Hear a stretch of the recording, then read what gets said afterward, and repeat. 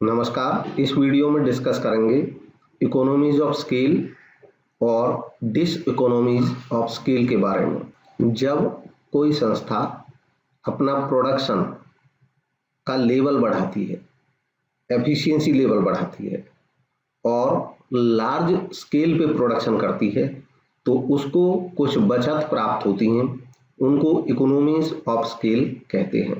As a firm increases its production capacity, जैसे ही एक फर्म अपनी प्रोडक्शन की क्षमता बढ़ाती है तो उसकी प्रोडक्शन की एफिशिएंसी भी बढ़ती है।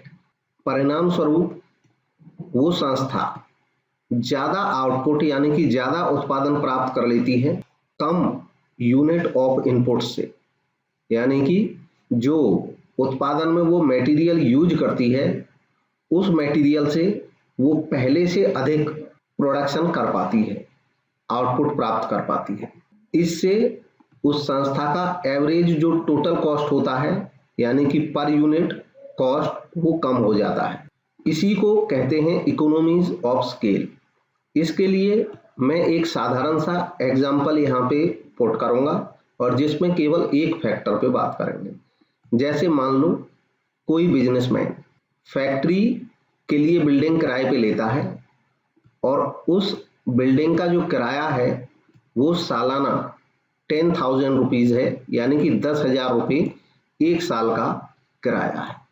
अब क्योंकि वो एक साल में 10,000 रुपये उस फैक्ट्री के लिए किराया देगा और अगर वो टोटल 10,000 यूनिट का ही प्रोडक्शन करता है एक साल में, तो इसका मतलब ये हुआ कि अगर हम ये मान लें कि जो बाकी कॉस्ट हैं वो नहीं है, तो इस फैक्ट्री का जो किराया है उसकी वजह से इसकी 10,000 यूनिट्स के हिस्से में ये 10,000 किराया आएगा।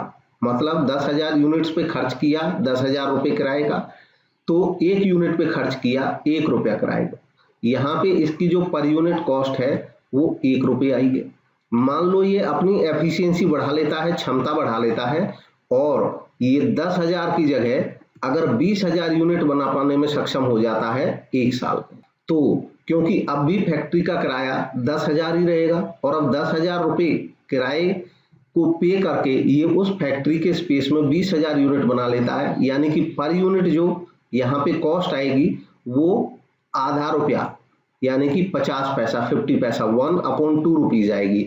मतलब इसने कॉस्ट क्या कर दी, कम कर दी। ऐसा क्यों हुआ? क्योंकि इसने अपने प्रोडक्शन का स्केल बढ़ाया। तो जब इसने प्रोडक्शन का स्केल बढ़ाया तो उसकी वजह से इसको बचत प्राप्त हुई। इसी को कहा जाता है economy of scale. Economy of scale के बहुत सारे कारण हो सकते हैं। उन कारणों के आधार पे इकोनॉमीज ऑफ स्केल को दो हिस्सों में बांट लिया जाता है, इंटरनल इकोनॉमीज ऑफ स्केल और external economies of scale. Internal economies of scale यानी कि बड़े पैमाने पर उत्पादन करने से आंतरिक बचत। इंटरनल इकोनॉमीज या आंतरिक बचत का कारण होता है कि फर्म का अपना एफिशिएंसी और मैनेजमेंट बढ़ जाना। जब किसी फर्म की एफिशिएंसी बढ़ जाती है या उसके मैनेजमेंट की एफिशिएंसी बढ़ जाती है तो उस संस्था को आंतरिक बचतें प्राप्त होने लगती हैं। इसके कई कारण हैं, जैसे टेक्निकल इकोनॉमीज। जब किसी संस्था का साइज बढ़ता है तो वो अच्छी टेक्निक यूज करने में समर्थ हो जाती है, क्योंकि उसका बजट बड़ा हो जाता है, वो सुपीरियर टेक्निक का यूज कर सकती है, वो हाई क्वालिटी की मशीन खरीद सकती है और हाई क्वालिटी के इक्विपमेंट खरीद सकती है। ऐसा करने से जो हाई क्वालिटी की मशीन्स आती हैं ये तेजी से प्रोडक्शन करती हैं, साथ ही साथ वेस्टेज कम करती हैं और इनकी प्रोडक्शन की जो कैपेसिटी होती है वो भी काफी ज्यादा होती है और इस कारण से इनकी जो पर यूनिट कॉस्ट है वो कम हो जाती है। नेक्स्ट है स्पेशलाइजेशन इकोनॉमीज।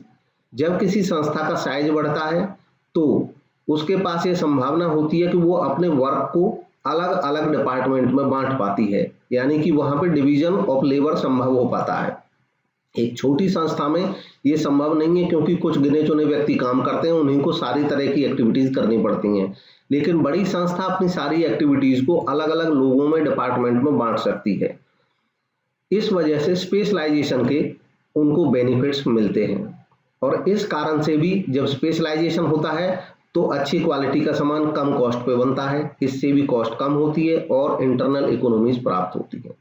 इसी तरीके से मैनेजरियल इकोनॉमीज, बड़ी संस्थाएं प्रोफेशनल मैनेजमेंट रख पाने में समर्थ होती हैं क्योंकि वो पे कर सकती हैं, जो हाईली क्वालिफाइड मैनेजर्स होते हैं उनको अपने यहाँ अपॉइंट करती हैं, प्रोफेशनल मैनेजमेंट का फायदा मिलता है और फंक्शनल स्पेशलाइजेशन संभव होता है।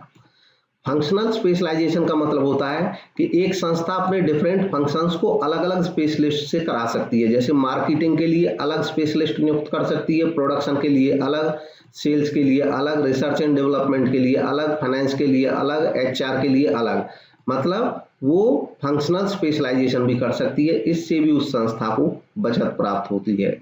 Marketing economies, marketing economies marketing की वजह से प्राप्त होती हैं।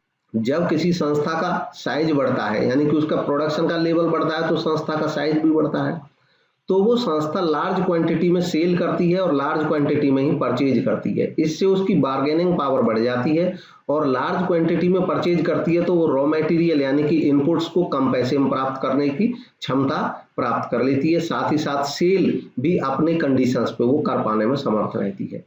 इसके अलावा वो मार्केट रिसर्च भी कर सकती है क्योंकि संस्था का साइज बड़ा है तो उसके पास मार्केटिंग के एक्सपर्ट रहते हैं जो मार्केट रिसर्च करने में कंट्रीब्यूट करते हैं। इसके साथ ही साथ फाइनेंशियल इकोनॉमीज भी प्राप्त होती हैं। फाइनेंशियल इकोनॉमीज का मतलब है कि इन संस्थाओं को जब फाइनेंस की रिक्वायरमेंट होती है, किसी भी संस्था को फाइनेंस की रिक्वायरमेंट होती है उस संस्था को चलाने के लिए, तो जो फाइनेंस की रिक्वायरमेंट होती है इनको लोअर इंटरेस्ट रेट पे फाइनेंस प्राप्त हो जाता है आसानी से, जबकि छोटी संस्थाओं को आसानी से लोन मिलता नहीं है, फाइनेंस मिलता नहीं है, और मिलता है तो उसके जो रेट ऑफ इंटरेस्ट है वो ज्यादा रहता है। तो इस तरीके से इनको कम कॉस्ट पे लोन भी प्राप्त हो जाता है। इसके अलावा risk bearing economies, large organisations की, मतलब जब कोई संस्था बड़े स्केल पे प्रोडक्शन करने लगती है तो उस संस्था की रिस्क बियर करने की जो क्षमता है वो भी बढ़ जाती है। उसका कारण होता है क्योंकि जब बड़े लेवल पे संस्थाएं प्रोडक्शन करती हैं तो कई तरह के प्रोडक्ट उनके प्रोडक्शन में शामिल हो जाते हैं और इससे उनकी जो रिस्क है वो डिस्ट्रीब्यूट हो जाती है। अगर किसी एक प्रोडक्ट से कुछ कम लाभ होता है या हानि होती है तो दूसरे प्रोडक्ट से मिलने वाला लाभ उसको पूरा कर देता है। अब देखते हैं एक्सटर्नल इकोनॉमीज ऑफ स्केल।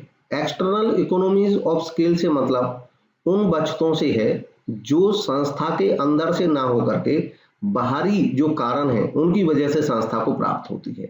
ऐसी बचत जो एक्सटर्नल इकोनॉमीज होती हैं वो सभी फर्म्स को प्राप्त होती हैं एक ही साथ, यानी कि पूरी इंडस्ट्री, पूरी उद्योग को उससे फायदा पहुंचता है और उसके कई कारण होते हैं। मेजर कारण रहता है improved infrastructure in the area. जब किसी क्षेत्र विशेष में बहुत सारी फर्में किसी एक इंडस्ट्री में स्थापित होने लगती हैं तो वहां पे उससे रिलेटेड इंफ्रास्ट्रक्चर की फैसिलिटीज भी बढ़ जाती हैं। उसके बहुत सारे कारण हैं, उनमें से 3 जो मेजर कारण हैं उनको हम डिस्कस करेंगे। ट्रांसपोर्ट एंड कम्युनिकेशन, ट्रांसपोर्ट और कम्युनिकेशन बढ़ जाता है जिसका फायदा प्राप्त होता है, कम लागत में ट्रांसपोर्ट अवेलेबल हो जाता है। ट्रेनिंग एंड एजुकेशन, जब एक खास टाइप की इंडस्ट्री का लेवल बढ़ने लगता है तो उस तरह के उद्योग धंधे ज्यादा बढ़ जाते हैं, उस तरह की फर्म ज्यादा बनती हैं, तो उस फर्म की रिक्वायरमेंट के हिसाब से वहां पे ट्रेनिंग और एजुकेशन के भी अवसर मौजूद हो जाते हैं जिससे कि संस्था को ट्रेंड लोग मिलने लग जाते हैं। इसके अलावा अलाइड इंडस्ट्रीज, जब किसी एरिया में किसी खास तरह की इंडस्ट्रियल एक्टिविटीज बढ़ती हैं तो उससे रिलेटेड कुछ उसकी सहायक एक्टिविटीज की रिक्वायरमेंट होती है जिससे अलाइड इंडस्ट्रीज भी वहां पे बनने लग जाती हैं और इसका फायदा होता है कि जो इनपुट्स हैं वो सस्ते और आसानी से प्राप्त होने लगते हैं। जैसे कि गुड़गांव में मारुति कार की फैक्ट्री का साइज बढ़ने से उसका प्रोडक्शन का लेवल बढ़ने के कारण उसके जो इनपुट्स थे उसकी डिमांड बढ़ी, टायर की डिमांड बढ़ी, उसके लिए जो दूसरे इनपुट्स की जरूरत पड़ती है लाइट्स की, उनकी डिमांड बढ़ी। तो इस तरह से जो इनपुट्स कार के लिए आवश्यक होते हैं, जो कलपुर्जे रिक्वायरमेंट होती हैं, उन सबसे रिलेटेड इंडस्ट्री भी वहां पे बढ़ने लगी और इस कारण से मारुति कंपनी को आसानी से अपने पास में ही बहुत सारे इनपुट्स मिलने लग गए और इससे भी संस्था को बचत मिलती है। अब देखते हैं डिस इकोनॉमीज ऑफ स्केल। देखिए कि जब कोई संस्था बड़े स्केल पे शुरुआत में प्रोडक्शन अपना करती है, बढ़ाती है, तो कुछ समय तक उस संस्था को बचत मिलती रहती है इस चीज की।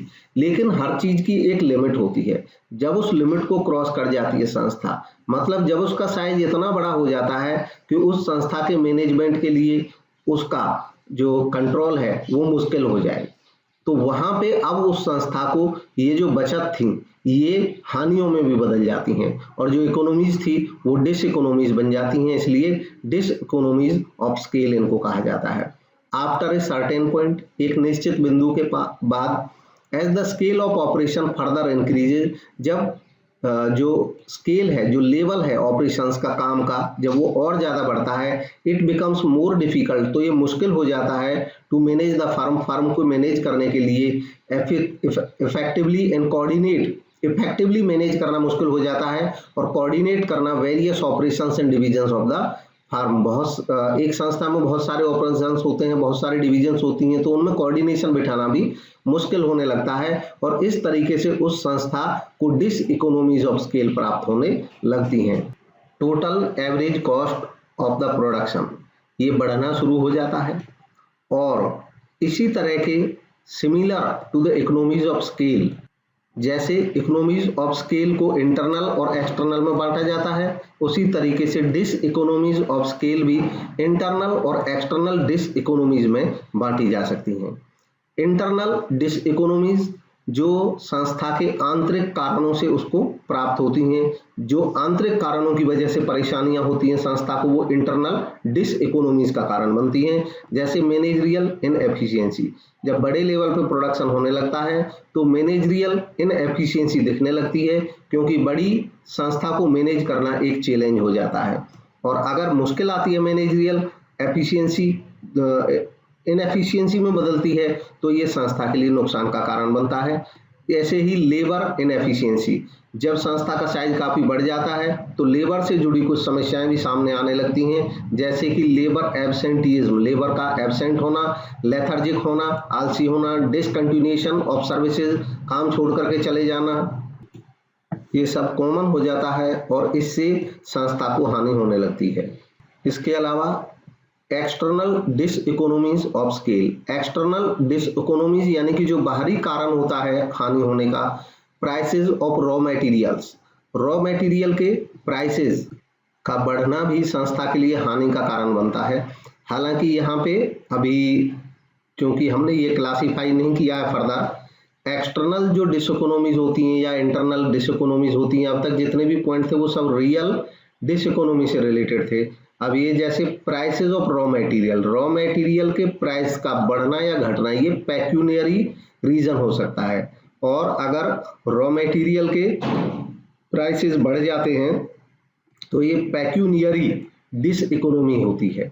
और बाकी जो आइटम्स हैं इसमें demand for skilled labour, skilled labour की डिमांड बढ़ जाती है जब संस्था का साइज बढ़ता है, तो वेस्ट डिस्पोजल, संस्था का साइज बढ़ता है तो वेस्ट भी होने लगता है काफी, उसको डिस्पोज करने के तरीके ढूंढने पड़ते हैं, रिसाइकलिंग मेथड अपनाने पड़ते हैं, उसमें भी कॉस्ट लगती है। एडवर्टाइजिंग एंड प्रमोशन का भी लेवल बढ़ाना होता है, जब संस्था का साइज बढ़ जाता है उस पर भी खर्च होता है, तो उससे भी लॉसेज होते हैं, कॉस्ट बढ़ती है, तो संस्था के लिए ये एक्सटर्नल डिस इकोनॉमीज के कारण बन जाते हैं। ये जो कारण थे बाकी तीन, ये रियल एक्सटर्नल डिस इकोनॉमीज हैं, जबकि ये जो है ये पेक्यूनियरी एक्सटर्नल डिस इकोनॉमी है। हालांकि यहाँ तक अब तक हमने जो इंटरनल और एक्सटर्नल का क्लासिफिकेशन किया है, अब इसके बाद देखेंगे रियल और पेक्यूनियरी के तौर पे भी क्लासिफाई किया जा सकता है इकोनॉमीज को और डिस इकोनॉमीज को। अब तक हमने देखा था कि एक संस्था को जो बचत प्राप्त होती है या जो हानियां होती हैं पैमाने के कारण, वो आंतरिक हो सकती हैं, बाहरी हो सकती हैं। आजकल जो मॉडर्न इकोनॉमिस्ट हैं वो एक और क्लासिफिकेशन यूज कर रहे हैं इकोनॉमीज और डिस इकोनॉमीज के लिए, रियल एंड पेक्यूनियरी, यानी कि जो इकोनॉमीज टू स्केल हैं वो रियल हो सकती हैं या पेक्यूनियरी हो सकती हैं। ऐसे ही जो डिस इकोनॉमीज टू स्केल हैं यानी कि बड़े स्केल पे प्रोडक्शन करते हैं, तो उसकी जो हानियां होती हैं वो भी रियल हो सकती हैं और पेक्यूनियरी हो सकती हैं। अब रियल इकोनॉमीज टू स्केल कौन सी होती हैं? रियल इकोनॉमीज टू स्केल का मतलब होता है उन इकोनॉमीज से जो होती हैं टेक्निकल, मैनेजरियल या इंफ्रास्ट्रक्चरल बेनिफिट्स के कारण। तकनीकी कारण, प्रबंधकीय कारण या इंफ्रास्ट्रक्चर में जो परिवर्तन आते हैं, इनसे जब लाभ प्राप्त होता है तो ये रियल इकोनॉमीज टू स्केल कही जाती हैं। लेकिन अगर यह इकोनॉमीज इनपुट्स के या फैक्टर के प्राइसेस के घटने के कारण होती हैं तो इनको पेक्यूनियरी कहा जाता है। पेक्यूनियरी मतलब मॉनेटरी यानी कि मौद्रिक कारण। नेक्स्ट पेक्यूनियरी, मौद्रिक, मॉनेटरी या फाइनेंशियल इसको कह सकते हैं। ऐसे ही रियल या पेक्यूनियरी डिस इकोनॉमीज टू स्केल, तो इनको भी इसी तरीके से बताया जा सकता है कि real diseconomies to scale का मतलब होता है ऐसी डिस इकोनॉमीज जिसका कारण हो टेक्निकल, मैनेजरियल, इंफ्रास्ट्रक्चरल लिमिटेशंस।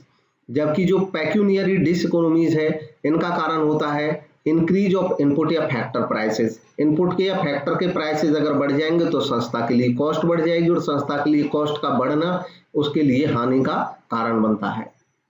तो ये था आज का डिस्कशन इकोनॉमीज ऑफ स्केल और डिस इकोनॉमीज ऑफ स्केल के बारे में।